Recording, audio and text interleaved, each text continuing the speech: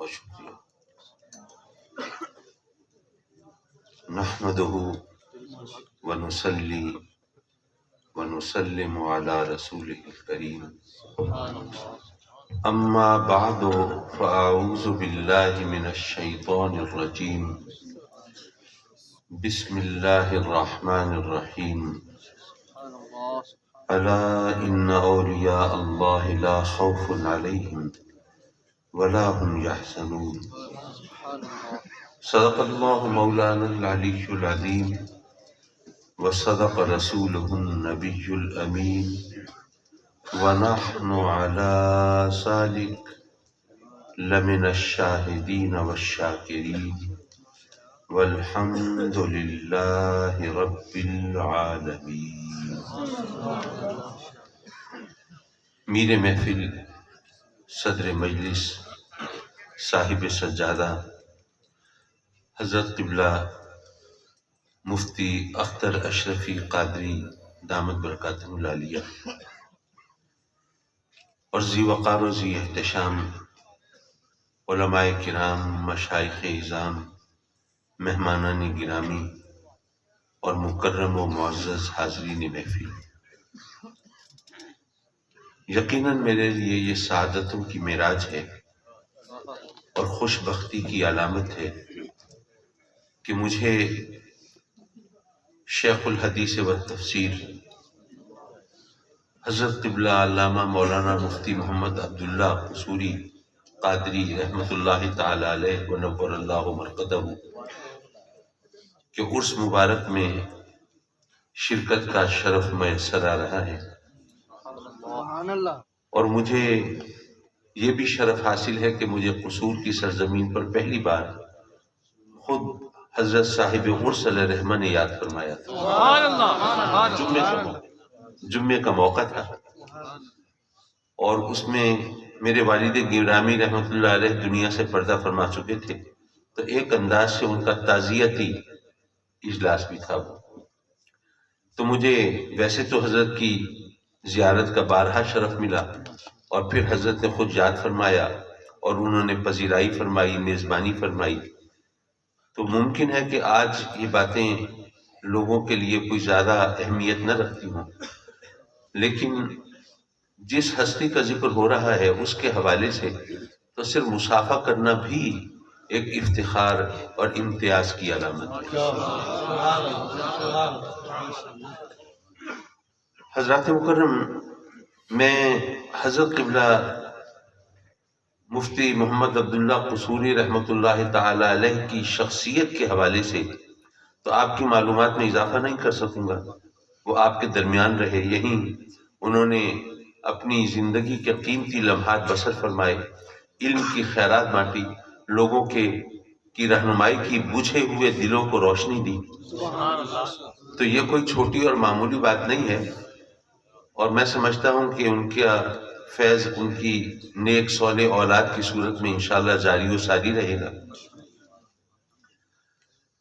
صرف بتانا یہ ہے کہ ہم لوگ اہل سنت جس راستے پر چل رہے ہیں، کیا وہ ہمارے بزرگوں کا صحیح راستہ ہے، اور کیا اس راستے پر چل کر ہم اپنے عقیدے، اپنے مسلک کی حفاظت اور فروغ کا صحیح طریقہ اختیار کر رہے ہیں. مثال کے طور پہ بے شک ہم مانتے ہیں، ہم اہل سنت، کہ بزرگوں کے ہاتھ چومنا جائز ہے، اس میں کوئی شک نہیں. لیکن پہلی بات تو یہ ہے کہ میں سمجھتا ہوں کہ جن بزرگوں کے ہاتھ چومنا جائز ہے وہ بزرگ تو اب ہماری نگاہوں سے اوجھل ہو گئے، پردہ فرما چکے. اور اگر ابھی بھی کسی کی عقیدت و محبت کے حوالے سے کوئی دوست، کوئی بزرگ جلوہ فکن ہوں، تو میرا ان علماء سے، کیونکہ ایک مادر علمی میں بیٹھا ہوں، یہاں علم کی خیرات بانٹی جاتی ہے، تو میرا سوال یہ ہے کہ کیا ایسا ہوتا تھا کہ آقا کریم صلی اللہ علیہ وسلم جب جلوہ فکن ہوتے ہوں تو تمام صحابی ہر بار 5 وقت نماز کے لیے جب سرکار تشریف فرما ہوتے ہوں تو دوڑ پڑتے تھے آپ کی دستبوسی کے لیے؟ ایسا تو نہیں تھا بھئی. آپ کوئی اکا دکا روایت ہی پیش کرتے ہیں نا کہ دیکھیے فلاں موقع پر فلاں صحابی نے آقا کریم کی دستبوسی کی، تو اس سے ثابت ہوا کہ 10 بوسی جائز ہے. لیکن اس طرح جس طرح ہم یہ سمجھتے ہیں، پیران کرام یہ سمجھتے ہیں کہ اگر ان کے ہاتھ نہیں چومے گئے تو ان کی شان میں گستاخی ہوگی، اور مرید بھی یہ سمجھتا ہے کہ اگر اسے 10 بوسی کا موقع نہیں ملا تو اس کا مطلب یہ ہے کہ اس سے وہ فیض جو ہے وہ نہیں پا سکا اور اس کے لیے محرومی رہ گئی. حضور ایسا تو نہیں ہے. تو اس لیے اگر ہم یہ دیکھ لیں کہ میرے آقا کریم صلی اللہ علیہ وسلم کا طریقہ کیا تھا. آپ نے کبھی سوچا کہ رب کائنات نے اپنے بندوں کی ہدایت کے لیے، رہبری اور رہنمائی کے لیے سلسلہ نبوت و رسالت جاری فرمایا؟ کیا وہ ہر ایک کو ڈائریکٹ ہدایت نہیں دے سکتا تھا؟ کیا اس کے لیے کوئی مشکل تھی، کوئی مجبوری تھی، کوئی فنڈز کی فراہمی کا مسئلہ تھا؟ کچھ بھی نہیں. جو چاہے سو کرے، وہ قادر مطلق. تو ایک عام آدمی یہ سوچ سکتا ہے کہ جب وہ ہر ایک کو ڈائریکٹ ہدایت دے سکتا تھا اور اس میں کوئی دشواری بھی نہیں تھی، مشکل بھی نہیں تھی، تو ہر ایک کو ڈائریکٹ ہدایت دے دیتا تو پھر بہت اچھا ہوتا. سب سیدھے سچے راستے پہ ہوتے، صراط مستقیم پر ہوتے، نہ منازع ہوتے، نہ مباہلے ہوتے، نہ ایک دوسرے کے گریبانوں میں ہاتھ ہوتے، نہ فتویٰ بازی ہوتی اور نہ خود کش حملے ہوتے، اور نہ یہ فساد اور ہنگامے ہوتے. میں اس کروں گا کہ نہیں. اگر آپ غور فرمائیں گے تو اس نتیجے پر پہنچیں گے کہ یہ بھی اللہ کا کرم ہے کہ اس نے ہمیں ڈائریکٹ ہدایت عطا نہیں فرمائی. وہ کیسے؟ دیکھیے، جس کو ڈائریکٹ حکم ملے اللہ کی طرف سے وہ تو نبی ہوتا ہے نا. اب ہر ایک اپنے گریبان میں جھانک کے دیکھے، دوسروں سے پوچھنے کی بات نہیں ہے، یہ بندے اور رب کا معاملہ ہے. ہر ایک اپنے آپ سے پوچھے کہ اگر اس کے پاس اللہ کی طرف سے ڈائریکٹ حکم آتا اور وہ حکم اس کی منشا کے خلاف ہوتا، اس کی منصوبہ سازی کے خلاف ہوتا، اس کو اس میں کچھ اپنا نقصان دکھائی دے رہا ہوتا، تو کیا وہ اسی طرح حکم مان لیتا جس طرح ماننے کا حق ہے؟ بے شک بہت سے لوگ مان لیتے، میں یہ نہیں کہہ رہا سب نافرمانی کرتے، لیکن بہت سے لوگ وہ بھی تو ہوتے جو اس سے روگردانی کرتے، جواز پیش کر رہے ہوتے، بہانے ڈھونڈ رہے ہوتے.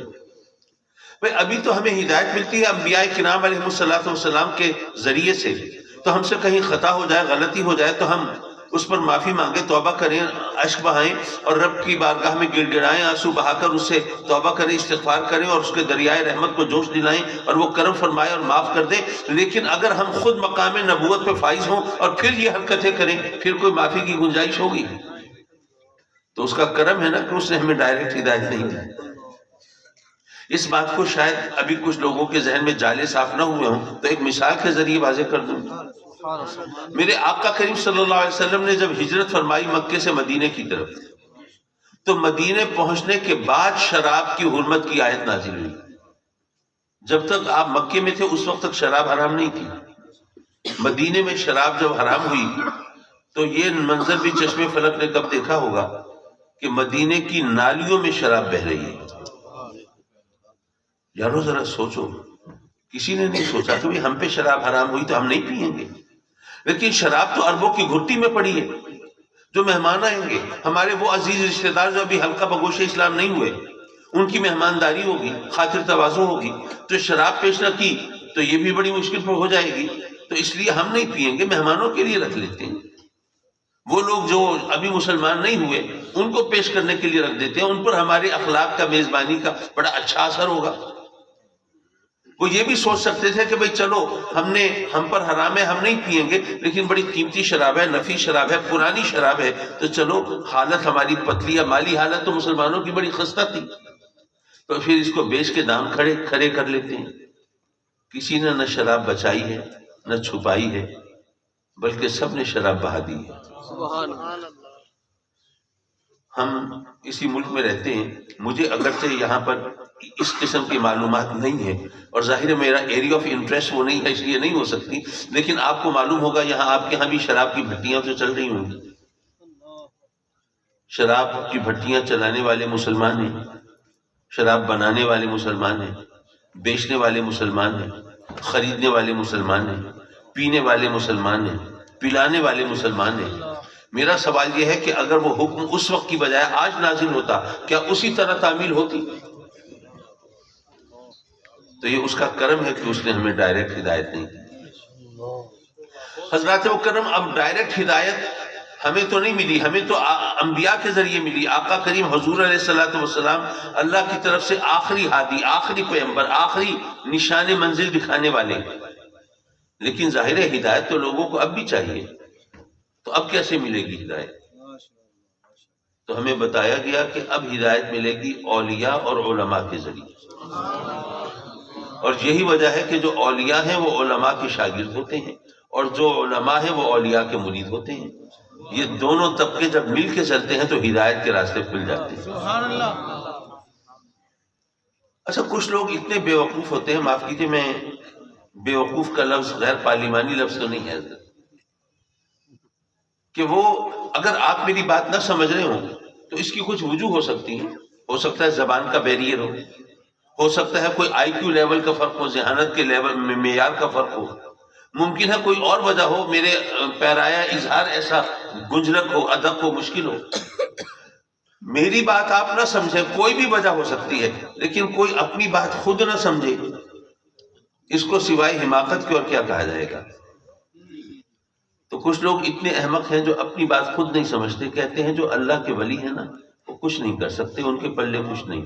ان بیچاروں کو یہ بھی نہیں پتا کہ ولی کہتے کسے ہیں. بھائی ولی کہتے ہیں دوست کو، ولی کہتے ہیں محبوب کو، ولی کہتے ہیں مقرب کو. اب جو اللہ کا دوست، محبوب اور مقرب ہو اس کے بارے میں کہہ رہے ہیں جی وہ کچھ نہیں کر سکتے. میں وزیر اعظم اور وزیر اعلیٰ کی بات نہیں کرتا، صرف ایک آپ کے علاقے کا ڈی ایس پی، اس کا کوئی گہرا دوست، کوئی یار بیلی ہو تو کیا خیال ہے وہ کچھ کر سکتا ہوگا کہ نہیں؟ اگر کوئی شک شبہ ہو تو وہی پنگا لے کے دیکھ لے، پتہ چل جائے گا. حضرات مکرم ایک یہاں کے حکام کے دوست تو بہت کچھ کر سکیں، اور وہ جو رب کائنات ہے اس کا دوست کچھ بھی نہ کر سکے. کیسی احمقانہ بات ہے، جو کہتے ہیں خود نہیں سمجھتے. اچھا، ولی کی شان کیا ہے؟ میرا خیال ہے ہمیں اس میں کچھ کہنے کی ضرورت نہیں. رب کائنات نے جو بیان کر دی وہی حرف آخر ہے. پہلے اس نے خبردار کیا، حرف تنبیہ ارشاد فرمایا، الا ان اولیاء اللہ لا خوف علیہم ولا هم یحزنون، کہ اللہ کے جو ولی ہیں نہ تو ان کو کوئی خوف نہ وہ غمگین ہوں گے. میرے ذہن میں یہ بات آئی، میں سوچنے لگا کہ مولا تیرے ولی ہیں نا، تیرے دوست ہیں، تیرے محبوب ہیں، تو انہیں تو خوف اور غم سے محفوظ ہونا ہی چاہیے. لیکن اس میں ہمیں خبردار کرنے کی کون سی بات ہے؟ آپ سوچئے، آپ کو کوئی آ کے کہے کہ جناب آپ خبردار ہو جائیے، آپ کا فلاں جو ہمسایہ ہے اس کو نہ کوئی خوف ہے نہ کوئی غم، تو آپ کہیں گے بھائی وہ اپنے گھر میں خوش ہے تو خوش رہے، ہمیں خبردار کرنے کیوں چلے آئے تو؟ مولا وہ تیرے ولی ہیں، تیرے دوست ہیں، تیرے محبوب ہیں، تیرے مقرب بندے ہیں، وہ تو خوف اور غم سے انہیں محفوظ ہونا چاہیے، تیری امان میں، تیری پناہ میں ہونا چاہیے، لیکن اس میں ہمیں خبردار کرنے کی کیا ضرورت ہے؟ حضرات مکرم اس بات کو ذرا سمجھیے ایک مثال کے ذریعے. آج کل تو جو وزیر اعلیٰ، وزیر اعظم اور یہ صاحبان اقتدار آئیں تو دور سے ہوٹرز لگی ہوئی گاڑیاں آ رہی ہوتی ہیں، پہلے ہی پتہ چل جاتا ہے کوئی بلا آ رہی ہے. ایسا ہی ہے. لیکن پرانے زمانے میں یہ سب کچھ نہیں تھا. تو اس وقت اگر مثلا بادشاہ نے نکلنا ہے تو پھر کیا ہوتا تھا؟ آپ نے ہو سکتا ہے کہ کتابوں میں، افسانوں میں، ناولز میں پڑھا ہو، یا اگر اللہ نے توفیق دی ہوگی تو آپ نے فلموں میں، ڈراموں میں دیکھا بھی ہوگا کہ اس وقت جب بادشاہ نکلتے تھے تو ان کے آگے نقیب چلتا تھا، آواز لگاتا تھا، خبردار، ہوشیار، بادشاہ شہنشاہ وقت جلوہ فگن ہو رہے ہیں. فرض کیجئے پرانا زمانہ ہے، بادشاہ وقت کی سواری آ رہی ہے، نقیب آواز لگا رہا ہے، نگاہ روبرو، با ادب، با ملاحظہ، ہوشیار، خبردار، ذل الہی، جہاں پناہ، شہنشاہ وقت، جلوہ فگن ہونے والے ہیں. فرض کیجئے کسی شخص نے جا کے اس سے پوچھا کہ جناب یہ بادشاہ آ رہے ہیں نا، کوئی چور ڈاکو تو نہیں آ رہا کہ ہم اپنی دکانیں بند کر کے بھاگ جائیں، مال چھپا لیں؟ کوئی خونی قاتل، کوئی دہشت گرد تو نہیں آ رہا کہ ہم اپنی جانیں بچانے کی فکر کریں؟ بھئی بادشاہ آ رہا ہے، بادشاہ تو رعایا کی جان و مال کا محافظ ہوتا ہے نا. اچھا پرانے زمانے میں تو بادشاہ ایسے ہی ہوتے تھے. آج اگر آپ کی سمجھ میں بات نہ آئے تو سوائے معذرت کے اور کیا کر سکتا؟ تو اس نے اگر کہا ہو کہ جناب بادشاہ آ رہا ہے، رعایا کی جان و مال کا محافظ آ رہا ہے، تو اس میں خبردار کیوں کر رہے ہو؟ اگر کسی نے سوال کیا ہوگا تو نقیب نے جواب دیا ہوگا کہ جناب آپ کو خبردار اس لیے نہیں کر رہے کہ کوئی چور ڈاکو یا خونی قاتل دہشت گرد آ رہا ہے جان مال بچانے کی فکر کریں، نہیں، آپ کو خبردار اس لیے کر رہے ہیں کہ شہنشاہ وقت کی سواری آ رہی ہے، اگر آپ کو خبر نہ ہوئی، آپ لا علمی میں کہیں اس کے قہر و غضب کا نشانہ نہ بن جائیں، آپ کو تو پتہ نہیں ہوگا بادشاہ آ رہا ہے، تو آپ کی زبان سے کوئی ایسا جملہ پھسل جائے، آپ سے کوئی ایسی حرکت سرزد ہو جائے جو بادشاہ کو ناگوار گزرے، اور آپ جناب وہی اس کے قہر و غضب کا نشانہ بن جائیں اور آپ کے لیے ایک عذاب اور قیامت ہو جائے۔ تو اس لیے خبردار کر رہے ہیں کہ شہنشاہ وقت کی سواری آ رہی ہے، اپنی نگاہ پر، اپنی زبان پر، حرکات و سکنات پر ذرا قابو رکھیے گا۔ بلا تشبیہ و بلا تمثیل عرض کر رہا ہوں کہ رب کائنات نے بھی اپنے بندوں کو خبردار کیا، اے میرے بندو یہ میرے ولی ہیں، یہ تو خوف اور غم سے محفوظ ہے، میری امان میں ہے، میری پناہ میں ہے، لیکن اگر تم نے اپنی بے خبری میں، لا علمی میں، اگر تم نے ان کو دکھ دینے کی کوشش کی ہے، ڈرانے کی جسارت کی، تمہارا حشر کیا ہوگا، ذرا خبردار رہنا۔ اور اس بات کو ایک اور زاویے سے بھی دیکھ سکتے ہیں، ولیوں کو نہ کوئی خوف نہ کوئی غم۔ اگر آپ غور فرمائیں تو خوف اور غم ایک ہی چیز ہے، فرق صرف زمانے کا ہے۔ آنے والے زمانے کی بات ہو تو خوف، گزرے ہوئے زمانے کی بات ہو تو غم۔ الیکشن ہونے والے ہیں، الیکشن لڑنے والوں کو خوف ہے کہیں ہار نہ جائیں، الیکشن ہو چکے، ہارنے والوں کو غم ہے کہ ہار جائیں۔ امتحان ہونے والے ہیں، امتحان دینے والوں کو خوف ہے کہیں فیل نہ ہو جائیں، ناکام نہ ہو جائیں۔ امتحان ہو چکے تو فیل ہونے والوں کو دکھ ہے، غم ہے کہ بیچارے فیل ہو گئے۔ چیز ایک ہی ہے، آنے والے زمانے کی بات ہو تو خوف، گزرے ہوئے زمانے کی بات ہو تو غم، اور رب کائنات فرماتا ہے میرے ولیوں کو نہ کوئی خوف ہے نہ کوئی غم۔ اس بات کو میں اگر اپنے لفظوں میں بیان کرنے کی جسارت کروں تو یوں عرض کروں گا کہ رب کائنات نے گویا یہ فرمایا کہ اے میرے بندو ذرا خبردار ہو جاؤ، ہوشیار ہو جاؤ، یہ میرے ولی ہیں، آنے والا زمانہ آتا رہے ان کو ڈرا نہیں سکتا، اور گزرنے والا زمانہ گزر جائے ان کو غم دے نہیں سکتا۔ ارے میرے ولیوں کا زمانہ کچھ نہیں بگاڑ سکتا، تمہاری اوقات کیا ہے، خبردار ہو جاؤ۔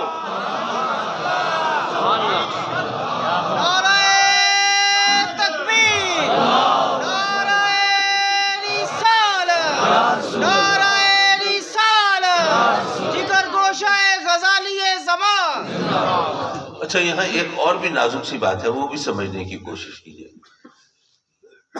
دیکھیے اگر کوئی شخص دولت مند ہے، صاحب ثروت ہے، صاحب اقتدار و اختیار ہے، اونچے محل میں فروکش ہے، اور اس کے پاس نوکروں کی فوج ظفر موج ہے، اور اس کے دسترخوان پر انواع و اقسام کی نعمتوں کا انبار ہے، اور وہ عیش و عشرت میں مشغول ہے، لیکن اس کے محل کے سائے میں رہنے والے جھونپڑی نشین ہیں، وہ دانے دانے کو ترستے ہیں اور لقمے لقمے کے لیے تڑپتے ہیں، اور ان کے تن ڈھانپنے کے لیے وہ کپڑوں کے محتاج ہیں۔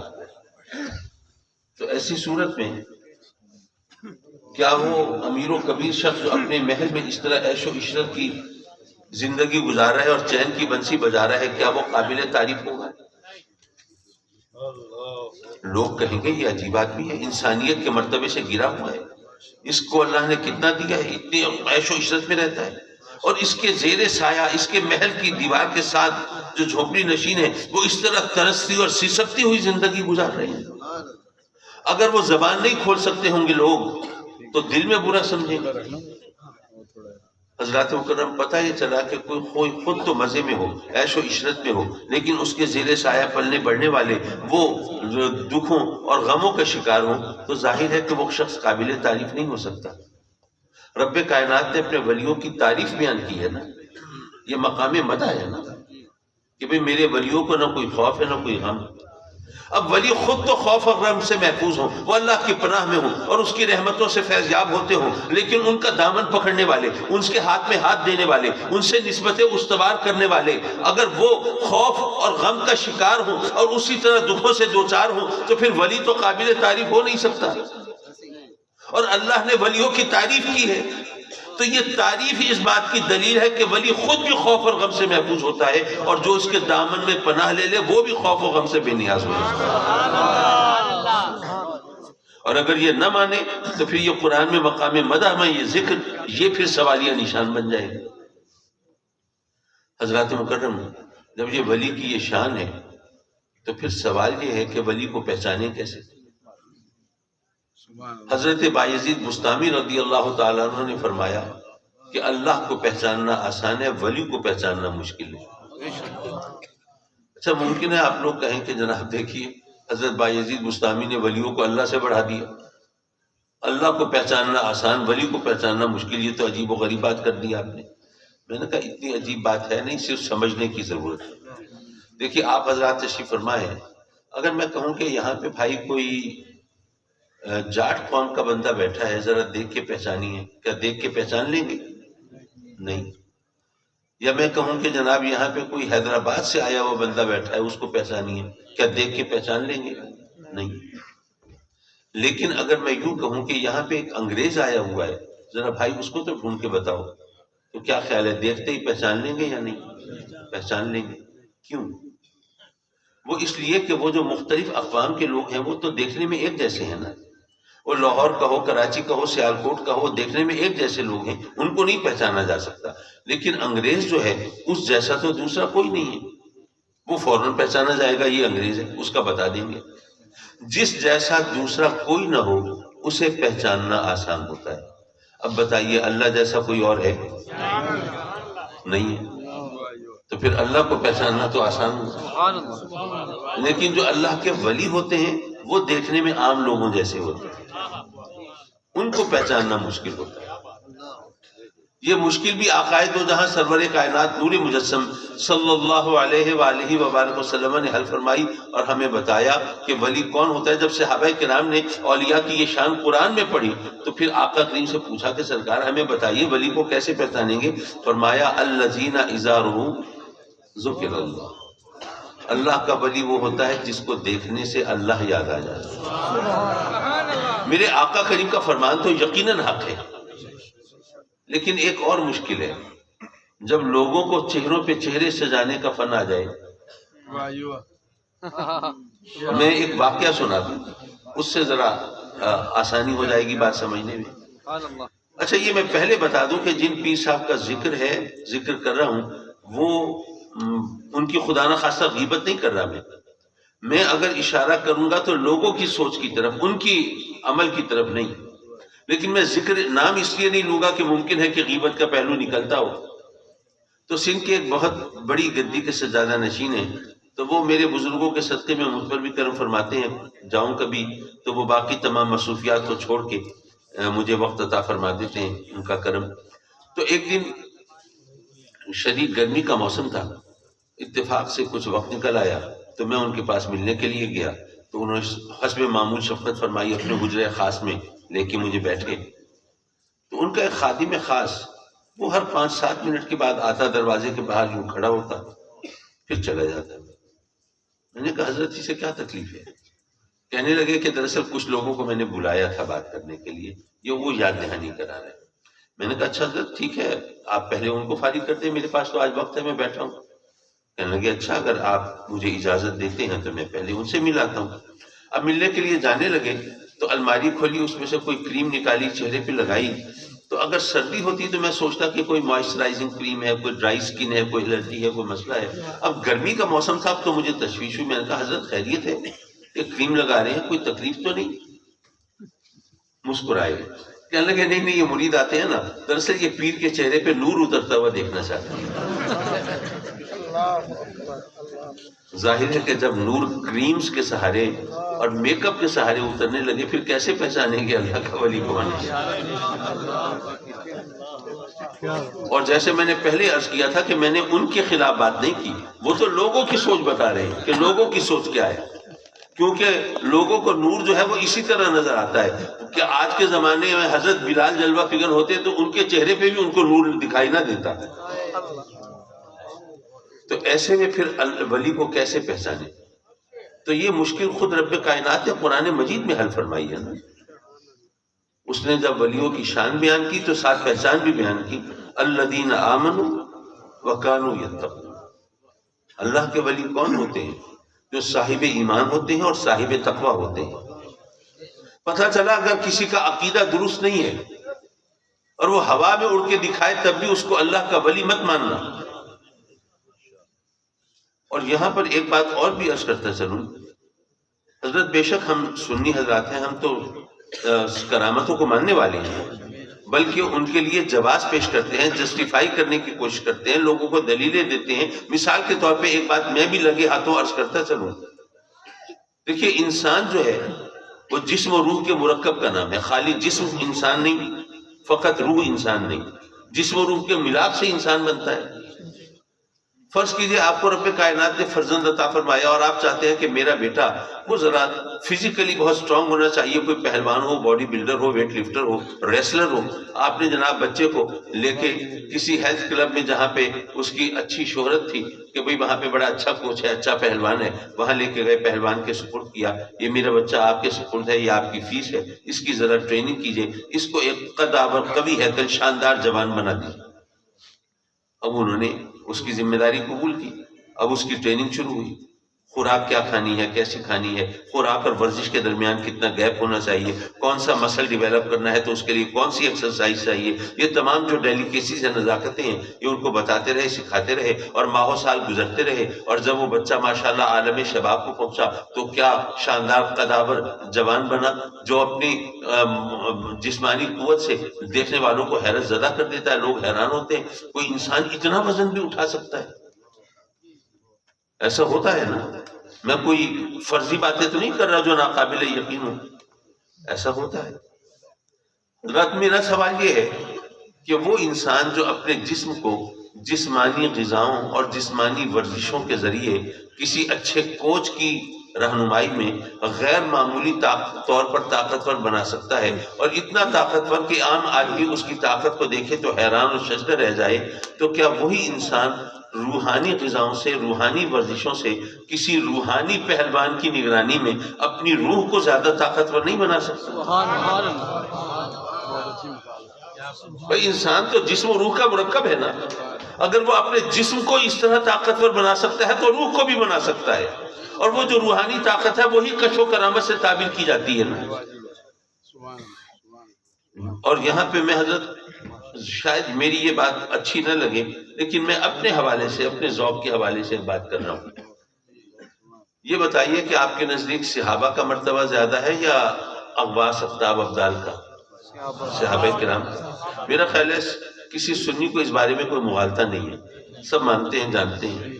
اور مجھے اپنے والد گرامی رحمۃ اللہ علیہ کی ایک بات یاد آئی۔ ایک بار خطاب فرما رہے ہیں اور بتا رہے ہیں کہ کوئی کروڑوں سال عبادت کرتا رہے تو صحابی کے برابر نہیں ہو سکتا۔ مجمع سے ایک صاحب کھڑے ہوئے، کہنے لگے قادری صاحب آپ کے آنے سے پہلے یہاں پر جو لوگ، جن لوگوں نے آپ کو بلایا ہے، وہ آپ کے اعلان کرتے تھے اور بتاتے تھے کہ غزالی زماں آ رہے ہیں، رازی دورہ آ رہے ہیں، وہ عالم تشریف لا رہے ہیں کہ جن کا ثانی بظاہر کوئی نظر نہیں آتا، اور ان کے آگے باقی لوگ تو پانی بھرتے دکھائی دیتے ہیں، اور جو بات بھی کہتے ہیں وہ عقل اور شریعت کے ترازو میں تول کے کہتے ہیں، لیکن آپ نے ایسی بات کہی جو نہ عقل کے مطابق ہے نہ شریعت کے مطابق ہے۔ بجٹ قبلہ نے فرمایا ایسی کیا بات کر دی میں نے؟ کہنے لگے آپ کہہ رہے ہیں کہ جناب کوئی صحابی کے برابر نہیں ہو سکتا، چاہے کوئی کروڑوں سال عبادت ریاضت کرتا رہے۔ عقل بھی یہ کہتی ہے، شریعت بھی یہ کہتی ہے، جو جیسا عمل کرے اس کو ویسا صلہ ملنا چاہیے، اور آپ کہتے ہیں نہیں جی کروڑوں سال عبادت کر کے بھی صحابی کے برابر نہیں ہو سکتا۔ اب بجٹ قبلہ مسکرائے، فرمایا کہ اگر ممکن ہو تو اللہ سے اتنا سوال کر لو کہ اے مولا تو نے کروڑوں سال کی عبادت کا وہ ثواب کیوں نہیں رکھا جو اپنے محبوب کو ایک نظر دیکھنے کا رکھا ہے؟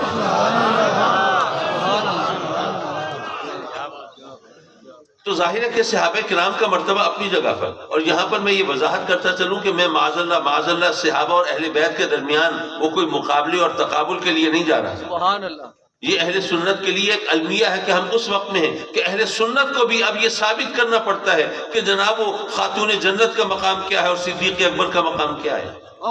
ہم تو ہر ایک کی دہلیز پر ذبیحائی کرنے والے، ہر ایک کی چوکھٹ پہ ماتھا رگڑنے والے، ہر ایک سے عقیدت و محبت کا اظہار کرنے والے، اور یہ اعلان کرنے والے کہ ان تمام ہستیوں سے اگر آپ کی عقیدت و محبت میں کوئی فرق ہے تو آپ کا ایمان کامل نہیں ہے۔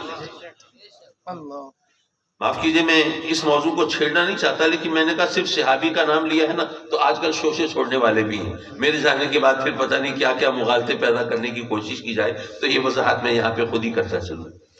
میں جو بات عرض کر رہا تھا وہ یہ ہے کہ جب مقام صحابی کا زیادہ ہے، آپ جناب کسی عرس میں، یہ یہاں تو خیر ایک ایسی ہستی کا عرس منا رہے ہیں جو شیخ الحدیث و تفسیر کے حوالے سے زیادہ پہچانے جاتے تھے، وگرنہ عام جو آراس ہوتے ہیں اولیاء کرام کے تو اس میں کرامتوں کا اتنا ذکر ہوتا ہے کہ ماشاءاللہ صبح سے شام تک وہ کرامتیں بیان ہوتی رہتی ہیں اور ان کا سلسلہ ختم نہیں ہوتا۔ میں کوئی تنقید اور مزاح کے حوالے سے نہیں کہہ رہا، میں عقیدت و محبتوں کے حوالے سے کہہ رہا ہوں۔ لیکن مجھے یہ بتائیے کہ جب صحابہ کرام کا مرتبہ تمام اغواس اقطاب ابدال سے اتنا بلند ہے اور صحابہ کرام کی تعداد لاکھوں میں ہے، اب یہ علماء سے میری درخواست ہے وہ ذرا کتب خانے کھنگالیں، ذرا حدیث کی کتابوں کی برگردانی کریں اور مجھے ذرا ڈھونڈ ڈھانڈ کے صحابہ کرام کی کرامات کی فہرست تو دکھائیں، کتنی کرامتیں ہیں ان کی کتابوں میں۔ سبحان اللہ، سبحان اللہ، ایک ہاتھ کی انگلیوں سے آگے نہیں جا سکیں گے۔ سبحان یا ساریت والجبل، دریائے نیل کے نام پر چند ایک کرامتیں ہیں۔ یارو یہاں حضور غوث پاک رضی اللہ تعالیٰ عنہ کی کرامتیں بیان کرنے بیٹھے تو وہ جناب اس کے اندر کوئی وقفہ نہیں آتا، اور یہاں لاکھوں صحابہ ہیں اور ان کی کرامتوں کا کوئی ذکر ہی نہیں، کیا معاملہ ہے؟ سبحان دراصل بات اس کے ساتھ میں ایک اور بات ملا دوں تو شاید بات سمجھنے اور سمجھانے میں آسانی ہو جائے۔ میرے آقا کریم حضور علیہ الصلوۃ والسلام جب تبلیغ کے لیے تشریف لے گئے طائف، اور وہاں کافروں نے آپ کے خلاف ان لوگوں کو چھوڑ دیا جنہوں نے آپ پر سنگزنی کی، اور آپ لہو لہن ہوئے، زخمی ہوئے، اور آپ کے مقدس لہو سے آپ کی نالین پاک بھر گئی، تو پہاڑوں کا فرشتہ حاضر خدمت ہوا اور عرض کی کہ آقا اگر اجازت ہو تو آپ کے دشمنوں کو، سنگزنی کرنے والوں کو، دکھ دینے والوں کو پہاڑوں میں پیس کر ہلاک کر دیا جائے۔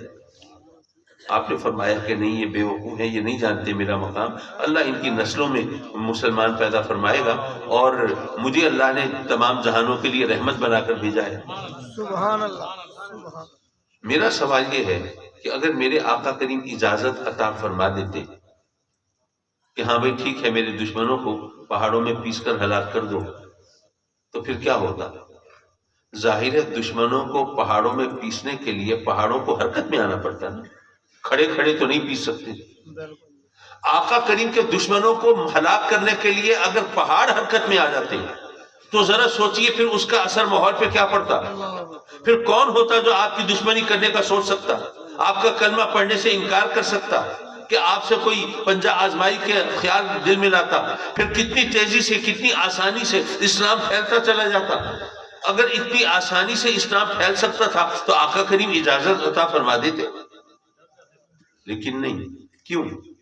وہ اس لیے کہ ظاہر ہے کہ جو لوگ اس وقت کلمہ پڑھتے مسلمان ہوتے وہ اسلام کی حقانیت اور سچائی سے قائل ہو کر نہیں، بلکہ خوف اور دہشت کی وجہ سے۔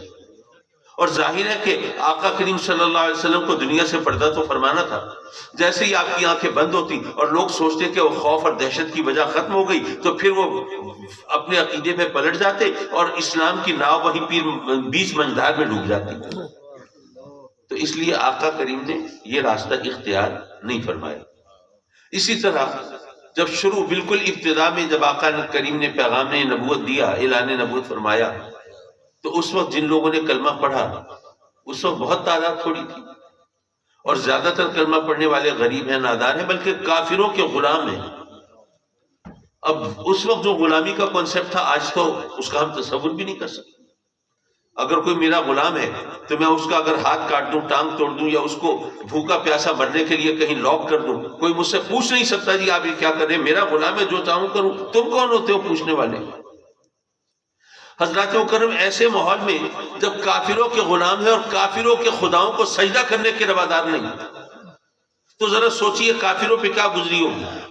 انہوں نے اپنے غلاموں کو واپس اپنے عقیدے پر لانے کے لیے کیا کیا پاپڑ نہ ملے ہوں گے، کیا کیا حربے نہ آزمائے ہوں گے، اور کیا کیا ستم نہ ڈھائے ہوں گے۔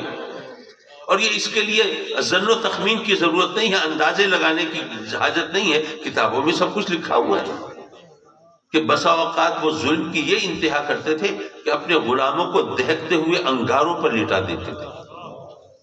ایک انگارہ چھو جائے ہماری انگلی کو جان نکل جاتی ہے۔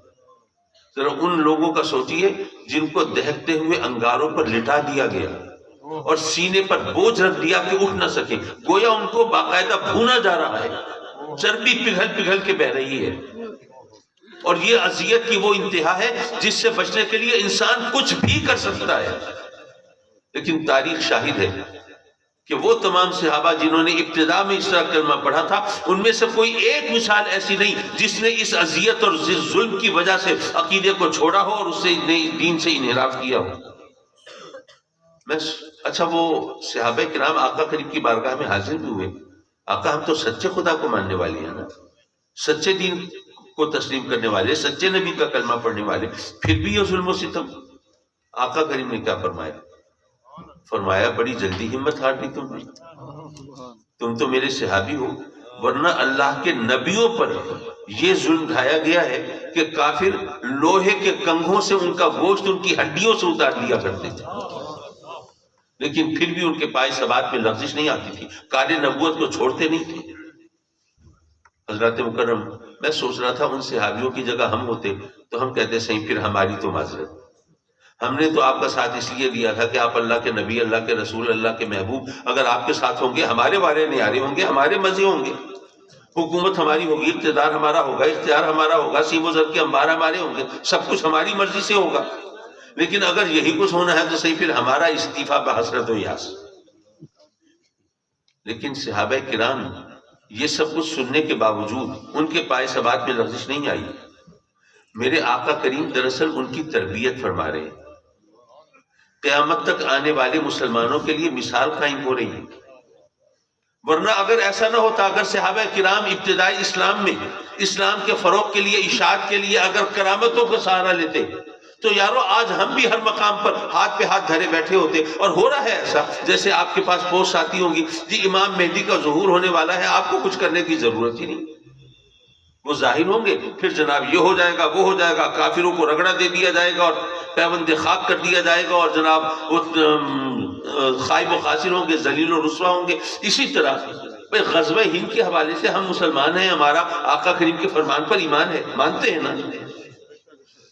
لیکن آپ نے کبھی یہ سوچا کہ غزوہ ہند کے حوالے سے چاہیے تو یہ تھا کہ ہم لوگوں کو تیار کرتے، بھئی ہم نے غزوے کی طرف جانا ہے، ہم نے تیاری کرنی ہے، ہم نے مقابلہ کرنا ہے، میدان جہاد میں اترنا ہے، دشمنان اسلام کو ہم نے خاک چٹانی ہے اور شکست سے ہمکنار کرنا ہے، تو اس کے لیے ہمیں تیاری کرنی چاہیے۔ اتنا غزوہ ہند اتنا بڑا مارکا ہوگا، اس کے لیے ہم تیار ہیں یا نہیں ہیں؟ مجھے تو آج تک کوئی شخص ایسا نہیں ملا جس نے اس طرح لوگوں میں جذبہ ابھار کے ان کو تیاری کا کہا ہو۔ نہیں، سب اسی فکر میں ہے غزوہ ہند ہوگا بس معاملہ حل ہو جائے گا، مشکل آسان ہو جائے گی، مسلمانوں کو عروج مل جائے گا، اور جناب ہندو وہ جناب خائب و خاسر ہو جائیں گے، ناکام و نامراد ہو جائیں گے۔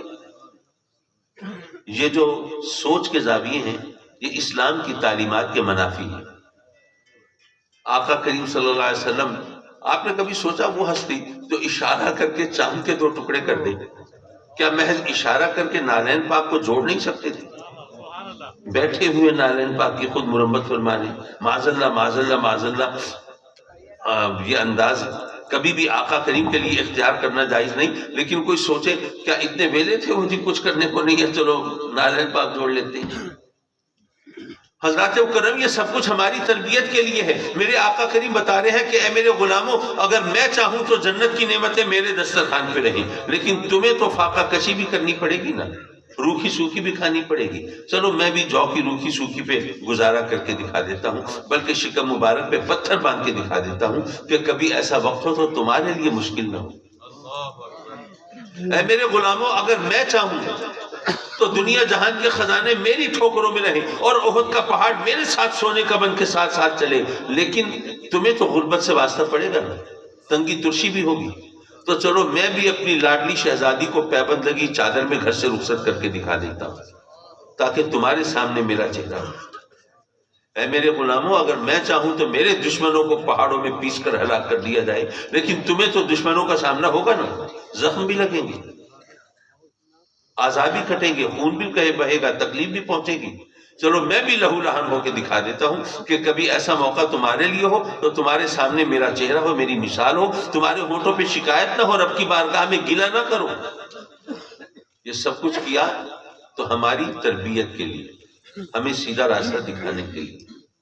حضرات مکرم، عرس کی مناسبت سے دراصل آپ تو ابھی یہاں سے اٹھ کے اپنے گھروں کو چلے جائیں گے، مجھے ملتان پہنچنا ہے، اور میں پچھلا راستہ وہ نہیں بتاتا کہ میں کہاں سے آیا اور کہاں پہنچا اور کیا گزری، وہ تو لمبی کہانی ہو جائے گی۔ بہرحال صرف ایک بات کر کے میں آپ سے اجازت چاہوں گا، اور وہ بھی چلیے ایک واقعے کی صورت میں عرض کرتا چلوں۔ میں ایک دفعہ پنو عاقل سے چلا، ٹرین میں واپس آ رہا تھا، تو اس وقت تو وہ سی آف کرنے والوں کے ہجوم میں زیادہ اندازہ نہیں ہوا، لیکن جب وہ رخصت کرنے والے چلے گئے اور میں آل الون کمپارٹمنٹ میں رہ گیا اکیلا اپنی طرف سے، باقی ہمراہیوں کو دیکھا تو ان کے چہروں پہ نظر پڑی تو ذرا طبیعت میں ایک انقباض ہوا، دیکھ کے لگا کہ ان کا کچھ معاملہ اور ہے، عقیدہ کچھ۔ آپ نے محسوس کیا ہوگا کہ وہ جو جن کا عقیدہ درست نہیں ہوتا ان کے چہرے عکاس ہوتے ہیں ان کے عقیدے۔ بہرحال سوچا کہ سفر ہی کرنا ہے، کوئی بات نہیں، کٹ جائے گا سفر۔ بہرحال وہ لوگ مجھے پہچانتے تھے، وہ مجھے سپیئر کرنے کے لیے تیار نہیں تھے۔ انہوں نے کہا کہ ہاں جناب قاضی صاحب یہ بتائیے آپ کا قرآن پر ایمان ہے؟ اچھا، میں سوچنے لگا کہ کسی شخص سے، مسلمان سے پوچھا جائے قرآن پر ایمان ہے، یہ تو سیدھی سادھی اشتعال انگیزی ہے نا، غصہ دلانے والی بات ہے۔ تو یہ مجھے غصہ دلا کر الو سیدھا کرنا چاہتے ہیں۔ میں نے بھی سوچا کہ الو سیدھا ہو یا ٹیڑھا ہو، ہوتا تو الو ہی ہے۔ تو چلو اسی حوالے سے دیکھتے ہیں۔ میں نے کہا جی میں اللہ کے فضل سے کلمہ گو ہوں، مسلمان ہوں، قرآن پر ایمان کے بغیر میں مسلمان کیسے ہو سکتا ہوں؟ تو آپ کا یہ سوال بے محل ہے۔ کہنے لگے نہیں، دراصل آپ سے اس لیے پوچھا کہ قرآن میں تو رب کائنات بار بار فرماتا ہے کہ نفع نقصان کا مالک بس اللہ ہے، اس کے سوا کوئی نہیں، لیکن آپ کو تو کھانا ہضم نہیں ہوتا جب تک کہ آپ کو فلاں کو مشکل کشا نہ کہہ دیں اور فلاں کو دستگیر نہ کہہ دیں اور فلاں کو داتا نہ کہہ دیں۔ سب کچھ تو اس کے ہاتھ میں، اور قرآن بار بار اعلان کر رہا ہے۔ تو ایسی صورت میں پھر یہ سوال تو بنتا تھا کہ آپ کا قرآن پہ ایمان ہے یا نہیں ہے؟ میں نے کہا جی ماشاءاللہ آپ کا انداز استدلال تو بہت زبردست ہے، آپ تو بڑے شاندار مقرر، مبلغ اور خطیب دکھائی دیتے ہیں۔ وہ بھی ذرا سا پھول گئے، کہنے لگے جی بس اللہ نے توفیق دی ہے، خدمت کر رہے ہیں دین کی۔ میں نے کہا اچھا یہ بتائیے کہ آپ کی شیطان سے دوستی ہے یا دشمنی ہے؟ تو وہ چڑ گئے، کہنے لگے ابھی آپ کہہ رہے تھے آپ سے یہ سوال بے محل ہے کہ جی قرآن پر ایمان ہے یا نہیں ہے، میں بھی تو مسلمان ہوں، تو کوئی مسلمان شیطان سے دوستی رکھے گا؟ یہ کیا تو بے تکا سوال کیا آپ نے؟ میں نے کہا نہیں، میں نے صرف اس لیے پوچھ لیا کہ رب کائنات نے قرآن میں بار بار فرمایا ہے کہ شیطان سے بچو، تو اگر شیطان سے دشمنی ہے آپ کی تو مجھے سوال یہ کرنا تھا کہ جو دشمن ہو تو اس سے بچنے کا حکم دیا گیا نا، قرآن نے کہا کہ وہ تمہارا کھلا دشمن ہے، اس سے بچو۔ تو شیطان آپ کو نقصان پہنچا سکتا ہے یا نہیں؟ اگر نہیں پہنچا سکتا تو دشمن ہو اور بے بس ہو، دشمن ہو اور لاچار ہو، دشمن ہو اور کچھ نہ کر سکے، تو بچنے کی کیا ضرورت ہے؟ پھر تو آستینیں چڑھائی اور پل پڑی اور اگلے پچھلے سارے بدلے چکا دیجیے۔ اور اگر وہ نقصان پہنچا سکتا ہے تو قرآن کہہ رہا ہے اللہ کے سوا نفع نقصان کا مالک کوئی اور ہے نہیں، تو ذرا وضاحت فرما دیجیے اس کا کیا مطلب بنتا ہے؟ اب پھنس گئے۔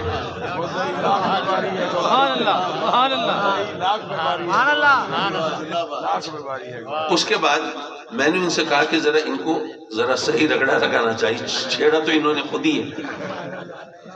میں نے کہا کہ جی آپ کو پتا ہے کہ یہ شیطان کے پاس کتنی طاقت ہے؟ کہنے لگے ہاں۔ اچھا یہ بات میں ذرا بیان کرتا چلوں، اس میں کچھ حکمتیں بھی ہیں اور اس میں ایک آدھ پہلو بھی ہے۔ جب رب کائنات نے حکم دیا فرشتوں کو کہ آدم کو سجدہ کرو، فسجدوا الا ابلیس، تمام فرشتے سجدہ ریز، ایک ابلیس اکڑا کھڑا رہا۔ رب نافرمانی کر چکا، رب کی حکم دوری کر چکا ہے، لیکن رب کائنات نے اسے فوراً سزا نہیں دی بلکہ اسے صفائی کا موقع دیا۔ کائنات کی پہلی عدالت سجی اور پہلا قانون، پہلا انصاف کا ضابطہ یہاں پر متعین ہو رہا ہے کہ اگر ملزم ابلیس ہو اور انصاف کرنے والا رب کائنات ہو جس سے کچھ چھپا ہوا نہیں ہے، لیکن پھر بھی ملزم کو بغیر صفائی کا موقع دیے سزا دینا یہ جائز نہیں، یہ رب کائنات نے قانون خود مرتب کیا۔ اچھا پھر وہ رحمان و رحیم ہے نا، اس نے ابلیس پر بھی اپنی رحمت کا اظہار فرمایا۔ یہ بات شاید عجیب لگے لیکن ذرا غور فرمائیے، جیسے آج کل وہ مجھے دوستوں نے بتایا کہ جی وہ ٹی وی پر پروگرام آتا ہے کون بنے گا کروڑ پتی، اس میں سوالوں کے جواب دیتے ہوئے ان کو مدد بھی لینے کی اجازت ہوتی ہے، جی فلاں سے پوچھ لو، فون کر کے پوچھ لیں، جناب کوئی لائف لائن لے لیں، یہ کر لیں وہ کر لیں، اس طرح آپ کو زیادہ پتا ہوگا مجھ سے، مجھے تو اتنا وقت نہیں مل سکتا کہ میں ان چیزوں کے لیے وقت نکال پاؤں۔ تو رب کائنات نے اس کو بھی اشارہ دے دیا سوال میں، ما منعک اللہ تسجد اذ امرتک، اے ابلیس یہ خیال مت کرنا کہ بھئی تو نے سجدہ نہیں کیا تو تو کہے کہ جی میں تو بڑا عابد و زاہد ہوں، میں نے تو زمین آسمان کو کوئی چپا نہیں چھوڑا جہاں سجدہ نہ کیا ہو، اور یہ آدم اس کی تو ابھی تخلیق ہوئی ہے، اس نے ایک سجدہ بھی نہیں کیا، میں اتنا عابد و زاہد ہو کر میں اس کو سجدہ کروں جس نے ایک سجدہ بھی نہیں کیا، یہ تو مجھے زیب نہیں دیتا۔ اے ابلیس یہ بھی مت کہنا کہ جی میں تو ملائکہ کا پروفیسر ہوں، میں نے تو ان کو پڑھایا ہے، میرے علم کا کیا ٹھکانا، تو میری فضیلت میری عظمت میں اس کو جس کی ابھی تخلیق ہوئی ہے میں اس کے سامنے سجدہ ریز ہو جاؤں، یہ کیا بات بنی؟ اور ابلیس یہ خیال بھی مت کرنا کہ جی یہ تو اس کا خمیر تو خاک سے اٹھا ہے اور میں تو آگ سے بنا ہوں، میں بڑا اعلیٰ ہوں عرفہ ہوں، یہ کمتر ہے ادنا ہے، تو میں اعلیٰ ہو کر ادنا کو سجدہ کیوں کروں؟ نہیں، اے ابلیس یاد رکھنا سجدہ عظمت کی وجہ سے نہیں ہوتا۔ مسجد اقصی کی طرف منہ کر کے ہم پہلے سجدہ کرتے تھے، آج کریں تو جائز ہے؟ نہیں، کیوں؟ اس لیے کہ پہلے اللہ کا حکم تھا اس طرف منہ کر کے سجدہ کرو، آج حکم ہے کہ نہیں بیت عتیق کی طرف منہ کر کے سجدہ کرو۔ سجدہ امر ربی کی وجہ سے ہوتا ہے، عظمت کی وجہ سے نہیں ہوتا۔ اللہ فرماتا ہے ما منعک اللہ تسجد اذ امرتک، جب میرا امر ہو گیا پھر کس نے روکا تجھے؟ قرآن مجید اٹھائیے، سیدنا یوسف علیہ السلام کو سجدہ کیا حضرت یعقوب علیہ السلام نے، یہ تو قرآن ہے نا۔ اب ان علماء سے پوچھئے مرتبہ حضرت یوسف کا بلند ہے یا حضرت یعقوب کا؟ حضرت یعقوب کا۔ تو اگر سجدہ عظمت کی وجہ سے ہوتا تو وائسی ورثہ الٹ ہونا چاہیے تھا نا، حضرت یعقوب کو سجدہ کرتے حضرت یوسف، لیکن نہیں، سجدہ حضرت یعقوب کر رہے ہیں حضرت یوسف کو، کہ سجدہ اس کے حکم کی وجہ سے ہوتا ہے، عظمت کی وجہ سے نہیں ہوتا۔ بتائیے اللہ کی عظمت میں کبھی کمی آ سکتی ہے؟ آ ہی نہیں سکتی، ممکن ہی نہیں۔ لیکن جب سورج طلوع ہو رہا ہو، غروب ہو رہا ہو یا زوال کا وقت ہو، اس وقت کوئی نماز پڑھنے کھڑا ہو تو جو مسئلے سے واقف ہے وہ روکے گا کہ نہیں؟ وہ کہے کہ عجیب آدمی ہو، مجھے روک رہے ہو، میں اللہ کو سجدہ کر رہا ہوں، کسی بت کو تو نہیں کر رہا، غیر اللہ کو تو نہیں کر رہا۔ تو آپ کہیں گے کہ بھائی سجدہ عظمت کی وجہ سے نہیں ہوتا، اللہ کے حکم کی وجہ سے ہوتا ہے، اللہ کا حکم ہے اس وقت اس کو بھی سجدہ نہ کرو۔ حضرات مکرم، لیکن اس نے چونکہ راندہ درگاہ ہونا تھا، اس نے وہی راگنی الاپی، انا خیر منہ خلقتنی من نار و خلقتہ من طین۔ اچھا اللہ اگر چاہتا تو ابھی بھی کچھ سوال و جواب کی گنجائش نہ تھی، اللہ فرما سکتا تھا کہ تو کہتا ہے کہ تو آگ سے بنا تو اعلیٰ، وہ خاک سے بنا وہ ادنا، میں اعلیٰ ہو کر ادنا کو سجدہ کیوں کروں؟ لیکن میں چاہوں تو ادنا سے اعلیٰ، اعلیٰ سے ادنا بنا دیتا ہوں۔ آپ بتائیے کھیتی باڑی کرنے والے ہوں گے آپ میں، اجناس اسمار یہ تمام پھل فروٹ یہ چیزیں، بلکہ چلغوزے اور پستے بادام اسی مٹی سے اگتے ہیں نا، تو مٹی سے یہ تمام چیزیں اگ رہی ہیں، ادنا سے اعلیٰ چیزیں بن رہی ہیں کہ نہیں بن رہی؟ وہ چاہتا ہے ادنا سے اعلیٰ، اعلیٰ سے ادنا بنا دیتا ہے۔ پھر دوسری بات، ایک انگوٹھی سونے کی ایک لوہے کی، کون سی قیمتی ہے؟ لیکن اگر آپ لوہے کی انگوٹھی میں کوہ نور ہیرا لگا دیں، اب لوہے کی انگوٹھی قیمتی ہو جائے گی۔ اللہ فرما سکتا تھا کہ تو نے یہ خاک کے پتلے کو تو دیکھا ہے لیکن اس کی پیشانی میں کوہ نور نہیں دیکھا۔ بھئی سوال جواب تو اب بھی ہو سکتے تھے، لیکن نہیں، پہلے رب کائنات نے اسے موقع دیا، صفائی کا موقع دیا، لیکن جب اس نے کہا انا خیر منہ، میں آدم سے بہتر ہوں، رب کائنات نے گویا یہ فرمایا کہ تو میرے نبی کی شان میں گستاخی کرتا ہے، جو نبی کا گستاخ ہو اس سے بحث مباحثے نہیں ہوتے، اس سے سوال و جواب نہیں ہوتے۔ پھر سنت الہی یہ ہے، اس کو کہا جاتا ہے تو مردود و ملعون ہے، جنت سے نکل جائے۔ جب اس کو مردود و ملعون قرار دیا تو اس کو پھر تب چڑھی، اس نے کہا مولا پھر مجھے موقع ملے میں بھی تیرے بندوں کو گمراہ کروں گا۔ فرمایا اچھا کتنی مہلت چاہیے؟ قیامت تک کی مہلت، اور تجھے طاقت اتنی دیتا ہوں کہ دلوں میں وسوسے پیدا کر سکے، مکر و فریب کے جال بن سکے۔ ان الشیطان یجری من الانسان مجری الدم، انسان کے جسم خون کی طرح گردش کر سکے، یہ طاقت تجھے دیتا ہوں۔ حضرات مکرم اب یہ بتائیے کہ شیطان جو ہے یہ اللہ کا دوست ہے کہ دشمن ہے؟ ظاہر ہے دوست تو نہیں کہہ سکتے نا، دوست تو ولی ہوتے ہیں، ابلیس کو کوئی ولی تو نہیں مانتا ہوگا اللہ کا، جب وہ ملعون ہے، مردود ہے، راندہ درگاہ ہے، سرکش ہے، باغی ہے، تو اب یہ بتائیے کہ اس کو یہ طاقت اللہ نے دی ہے۔ اب ایک جملہ بول رہا ہوں اور اس یقین و اعتماد کے ساتھ علماء کی موجودگی میں کہ یہ ایک جملہ اگر آپ ذہن نشین کر لیں تو 20 کتابوں سے بے نیاز ہو جائے گا۔ صرف اتنا سوچ لیجئے کہ جس اللہ نے اپنے دشمن کو اتنی طاقت دی ہے اس نے اپنے دوستوں کو کتنی طاقت دی ہے۔